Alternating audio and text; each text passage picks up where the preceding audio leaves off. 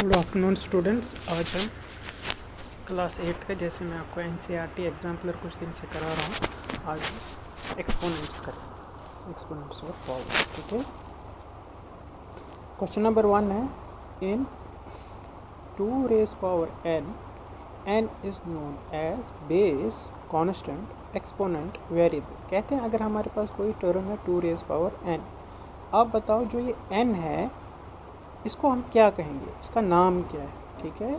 तो जब मैंने आपको पढ़ाया था, ये जो रेज पावर होता है इसको हम कहते हैं एक्सपोनेंट, और जो 2 है वो एक नंबर है, रैशनल नंबर हम कह सकते हैं, और जो n है वो क्या है, वो एक एक्सपोनेंट है। अगर 3 स्क्वायर हो तो स्क्वायर क्या है, एक्सपोनेंट, और 3 क्या है, बेस। 6 स्क्वायर हो तो 6 बेस है। तो आपको ये भी पूछा जा सकता है, बताओ m रेज पावर n, इसमें बेस कौन है और एक्सपोनेंट कौन है। तो आपको बताना है कि जो बेस है वो m है और जो इसको रेज पावर है n, वो इसका एक्सपोनेंट है।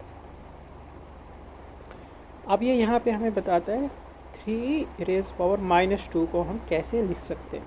देखो, आप ये कब कर सकते हो, जब आपको एक्सपोनेंट्स का पता हो, जब आपको उसके रूल्स का पता हो। जैसे कि when bases are same powers are added, bases are same powers are added, ऐसी तरह से। अब आपने वहाँ पे पढ़ा है, मैंने आपको पढ़ाया है कि जब भी कोई टर्म हो a और उसका जो एक्सपोनेंट हो वो माइनस हो, तो उसको हम कैसे लिख सकते हैं, उसको हम डिनोमिनेटर में ले आएंगे तो वो पॉजिटिव बन जाएगा। जैसे ये 3 रेज पावर -2 है, तो इसको हम कैसे लिख सकते हैं, इसको क्या करना है, इसको अगर हम न्यूमरेटर मानेंगे 3 रेज पावर -2, इसको क्या लिखना है, 1/3 रेज पावर। जब नीचे आएगा तो जो इसका एक्सपोनेंट है उसकी जो पावर होगी वो चेंज होगी, वो पॉजिटिव नहीं, वो नेगेटिव नहीं रहेगी, पॉजिटिव होगी। ठीक है। इसी तरह से अगर पॉजिटिव हो उसको हम डिनोमिनेटर में लाए तो नेगेटिव हो जाता है। देखो एक्सप्लेनेशन दी है यहाँ पे, by the law of exponent we know a raise power -n is equal to 1/a raise power n। तो 3 रेज पावर -2 को हम कैसे लिख सकते हैं, 1/3 स्क्वायर। अब देखो यहाँ पे ये बताया गया है 1/4 -2 इज कितना है। ठीक है। देखो ये है 1/4 रेज पावर -2। अगर आप देखेंगे ये है ये 4 रेज पावर -2 जो है इसका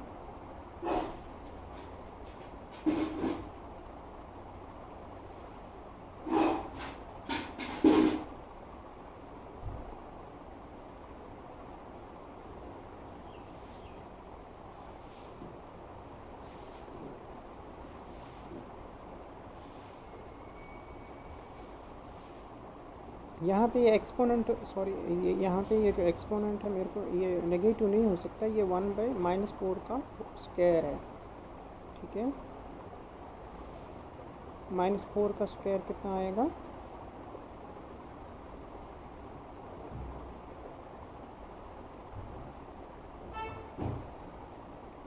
हाँ देखो हम इसको दूसरी तरीके से भी कर सकते हैं।